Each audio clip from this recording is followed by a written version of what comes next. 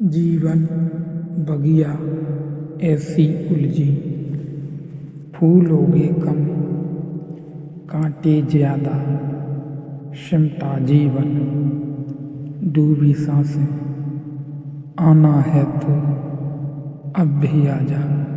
यदि आपने अभी तक अंतिम अध्याय नहीं देखा है तो कृपया करके अंतिम अध्याय देखें, उसके बाद ही इस अध्याय में प्रवेश करें। यहाँ दुख का कोई कारण नहीं है, कारण ही नहीं है। तुम नाहक एक दुख स्वप्न में दबे हो और परेशान हुए जा रहे हो। दुख स्वप्न तुमने देखा, अपने ही हाथ छाती पर रखकर आदमी सो जाता है। हाथ के वजन से रात नींद में लगता है कि छाती पर कोई भूत प्रेत चढ़ा है। अपने ही हाथ रखे हैं छाती पर, उनका ही वजन पड़ रहा है, लेकिन निंद्रा में वही वजन भ्रांति बन जाता है। या अपना ही तकिया रख लिया अपनी छाती पर, लगता है पहाड़ गिर गया, चीखता है, चिल्लाता है, चीख भी नहीं निकलती, हाथ पैर हिलाना चाहता है, हाथ पैर भी नहीं हिलते, ऐसी घबराहट बैठ जाती है। फिर जब नींद भी टूट जाती है तो भी पता है पसीना ही पसीना है। नींद भी टूट जाती है, जाग भी जाता है, समझ भी लेता है कोई दुश्मन नहीं, कोई पहाड़ नहीं गिरा। अपना ही तकिया छाती पर रख लिया कि अपने ही हाथ अपनी छाती पर रख लिए थे, तो भी सांस धक धक चल रही है, जैसे मीलों दौड़ कर आया हो। सपना टूट गया, फिर भी अभी तक परिणाम जारी है। जिनको हम यह संसार के दुख कह रहे हैं, वे हमारे ही बोध की भ्रांतियाँ हैं, जिसमें यह कल्पित संसार रस्सी में सांप जैसा भासता है। तुमने देखा कभी रस्सी पड़ी हो रास्ते पर अंधेरे में,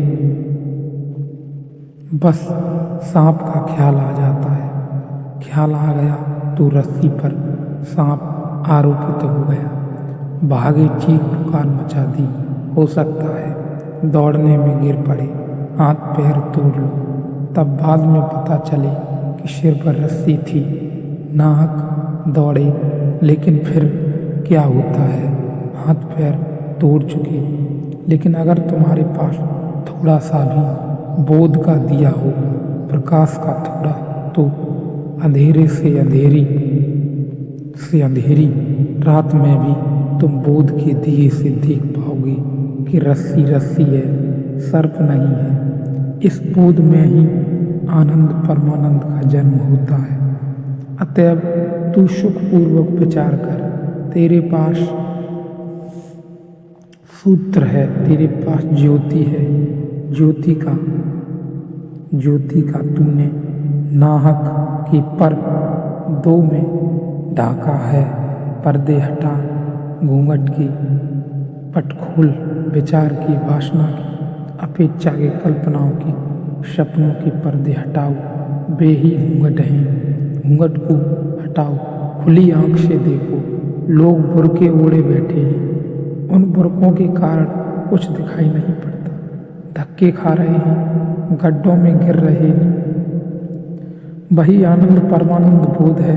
अतएव तू सुखपूर्वक विचार कर, इस थोड़े से बोध को समझ लो, पकड़ लो, पहचान लो, फिर विचरण करो सुख में। यह अस्तित्व परमानंद है। इस अस्तित्व ने दुख जाना नहीं, दुख तुम्हारा निर्मित किया हुआ है।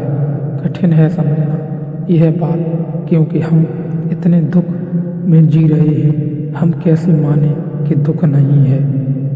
वह जो रस्सी को देखकर भाग गया, वह भी नहीं मानता कि सर्प नहीं है।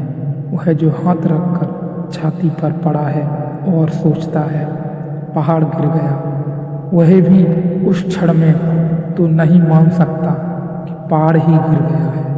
वैसे ही हमारी दशा है।